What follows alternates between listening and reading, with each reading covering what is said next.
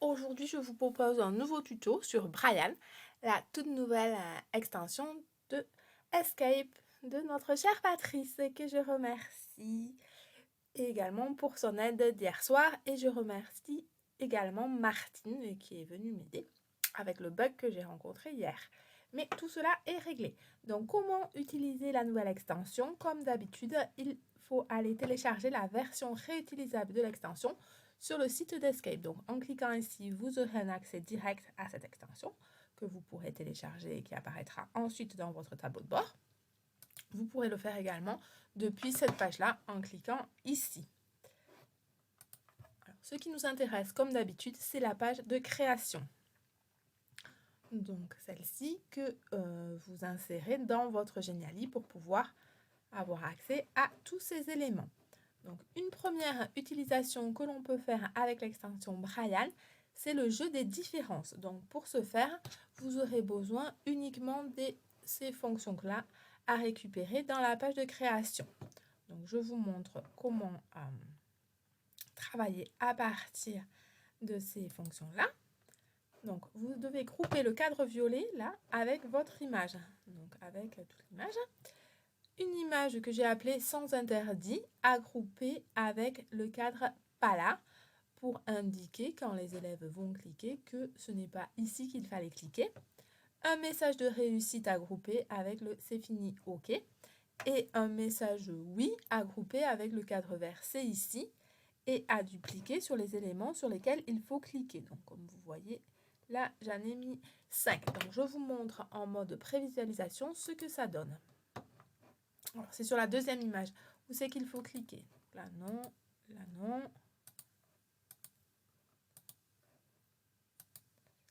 Voilà, j'ai bien trouvé mes 5 différences. Donc, c'est gagné. Voilà pour une première utilisation. La deuxième utilisation, c'est le quiz à partir d'une image. Donc là, il vous faut récupérer sur la page de création toutes les fonctions. Donc, il vous faudra grouper la variable pénalité à la fonction Brian. Le cadre violet zone image à votre image comme tout à l'heure. Le c'est ici avec la petite image, c'est bien ici qu'il faut cliquer. La question 0 avec vos questions. Et ainsi de suite. Donc, ce qui change, c'est la variable blocage. Il faut la grouper avec un chiffre et vous définissez vous-même avec ce chiffre à partir de combien d'erreurs le jeu se bloquera. Donc là, j'ai choisi 5, mais vous pouvez bien entendu modifier. Donc, quand le jeu se bloque, il faut grouper le cadre c'est bloqué avec une image qui indique que le jeu est terminé. Vous avez le score page à grouper avec un chiffre et pareil pour le score 0.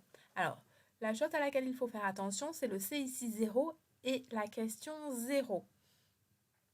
S'il y a un 0, c'est comme sur d'autres extensions, il va falloir bien prêter attention au fait que la question 0 doit correspondre à l'élément c'est ici 0. Donc, je vous montre concrètement ce que ça donne, ça fera plus sens. Donc voilà, là mes fonctions sont bien groupées, comme je vous l'ai expliqué précédemment.